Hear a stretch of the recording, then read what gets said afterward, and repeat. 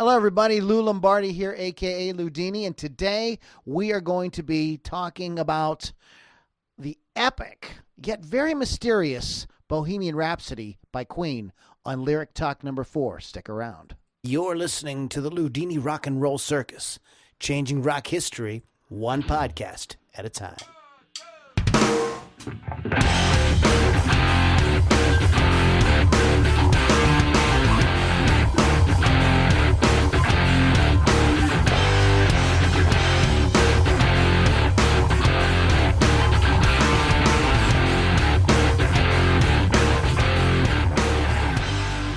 Hello, everybody. Welcome back. It is the Ludini Rock and Roll Circus Lyric Talk series, if you will. And today we are going to be discussing Bohemian Rhapsody by Queen. Real quick, though, our website is LudiniRockandRollCircus.com. Check back often. Lots of cool podcasts there for you on a wide variety of music and guitar and rock and roll, heavy metal, alternative rock, punk rock topics just for you.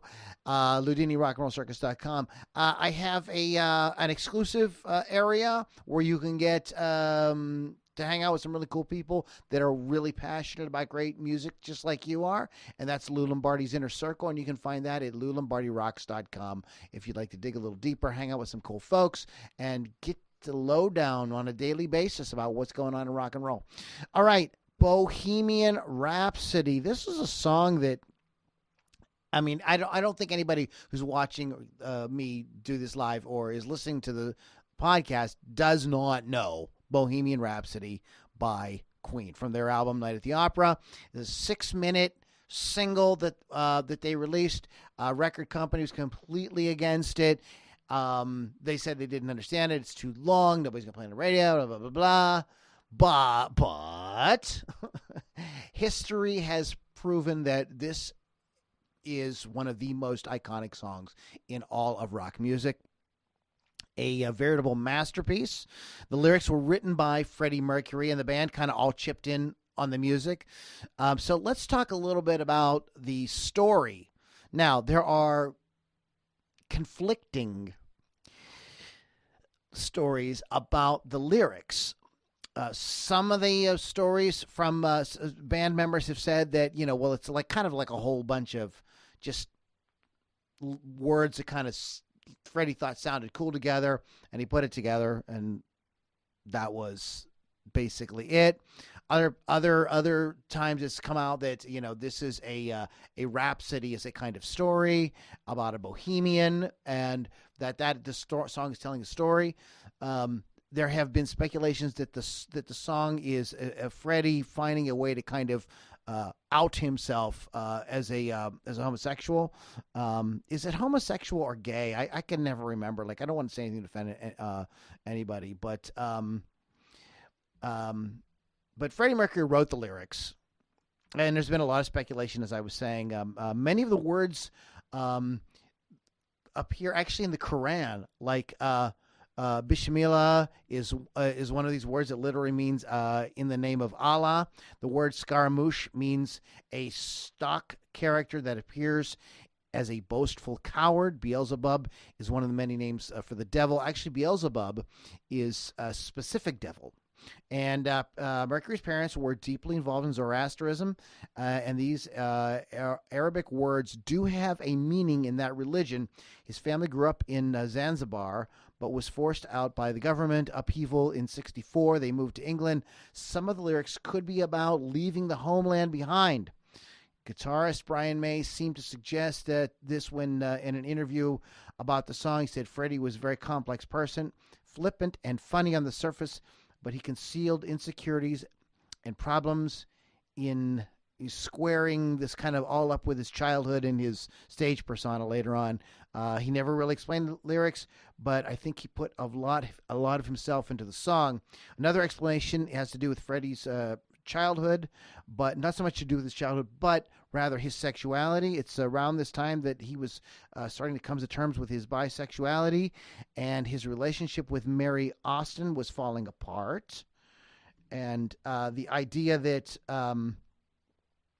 This is the idea that Freddie is in the song talking about just killed a man. Is this idea of him sort of like leaving his old life and becoming becoming somebody new. Um, Mercury himself remained, he was very tight-lipped about the song, okay? And the band agreed not to reveal anything about the meaning. Mercury himself stated, it's one of those songs which has a fantasy feel about it. I think people should just listen to it. Think about it.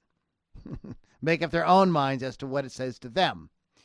And he also claimed that some of the lyrics were just nothing but random rhyming nonsense, which I don't believe. I think that there was more to that. As we discussed in Blinded by the Light, which is one of those songs that sounds like random rhyming nonsense, there's actually a little bit more going on, a little bit more autobiographical stuff. The idea that Galileo made it into the song is probably a little bit of nod to the guitar player Brian May, who has a PhD in astrophysics. He didn't have his astrophysics PhD at that time, but he had a degree in astrophysics. He was an astronomer. Backing track came together quickly, but Queen spent days overdubbing the vocals over and over and over and over.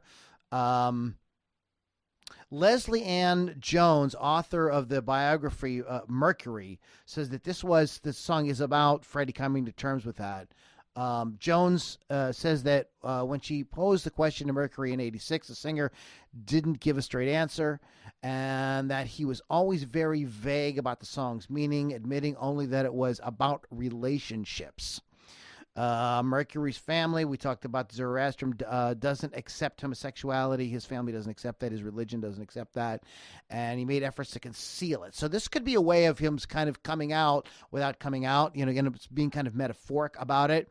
After Mercury's death, Jones said she spent time with his lover, Jim Hutton, who told her that the song was, in fact, Mercury's confession that he was gay. Mercury's good friend, Tim Rice, agreed and offered some lyrical analysis to support the theory. So here's a little more analysis. Mama just killed a man. He's killed the old Freddie, in his former image. He says he put a gun against his head, pulled the trigger, now he's dead. He's dead. The straight person he was originally is over. He's destroyed that man. The person he was trying to be that really wasn't himself. And when he says, I see a little silhouette of a man, that's him being haunted by what he's done and what he is. So caught in this world between, did I make the right decision or did I not? A couple other interesting facts about the song. For Top of the Pops, it was too complex to perform on Top of the Pops, to play the song live at that time. So they created a music video for it that based off of one of their album covers with the four of them there. And it actually turned out to be really iconic. And it was ended up being sort of a stroke of genius. It was it carried them through and promoted the song way better than like a kind of one-off live performance would have been. And eventually all that got edited together back in the 80s for the release of Wayne's World. They got when it came out, it had a whole other life when Wayne's World came out. So the song has endured over and over and over and over. People just can't get enough of it. 1991, not the 1980s. The song just has continued to fascinate people, and sometimes those kind of lyrics that allow you to put yourself into the song. Even just as a story about a bohemian who. In fact, there is an interpretation of the song in that way. When the band released its greatest hits cassette, check this out. This is a really interesting fact. When the band released the greatest hits cassette in Iran, okay, speaking of a more direct interpretation of the song, they put a leaflet in there in Persian, and they gave an explanation for Bohemian Rhapsody. I don't think a lot of people know this. In the explanation, Queen states that Bohemian Rhapsody is about a young man who has accidentally killed someone. And like Faust, if you guys know the story of Faust, if you don't know the story of Faust, there's an old story about a guy that sells his soul to the devil. Okay, like Faust sells his soul to the devil. On the night before his execution, he calls for God, saying, Bismillah, and that means in the name of God in Arabic, and with the help of angels, regains his soul from the devil. So this is why the song is so speculative. So many people speculate on it because they do this. They, one says that the song is really not about anything. It's just a mishmash of interesting lyrics. We throwing stuff in there like Galileo just to sort of as a nod to our guitar player, and yet they release something like this in an official release of the album, albeit in another country, with this explanation of the song. So, what does Bohemian Rhapsody mean to you? I think that it's a beautiful song, and I think that's all you can do. It's like songs like Tangled Up in Blue by Bob Dylan, or even Blinded by the Light by Bruce Springsteen, where you have this really rich tapestry of images and characters, and you can kind of move them around in your head and make them speak to you any way that you feel like at the moment. So, and that is the beauty of a great piece of music. On top of that, the music is amazing, and it's a hell of a lot of fun.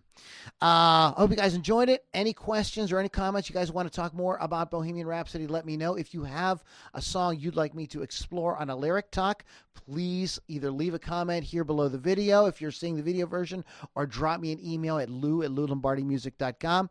You've been listening to Loudini Rock and Roll Circus Lyric Talk. Guys, thanks so much for hanging out with you. I'll catch you guys all on the next Loudini Rock and Roll Circus.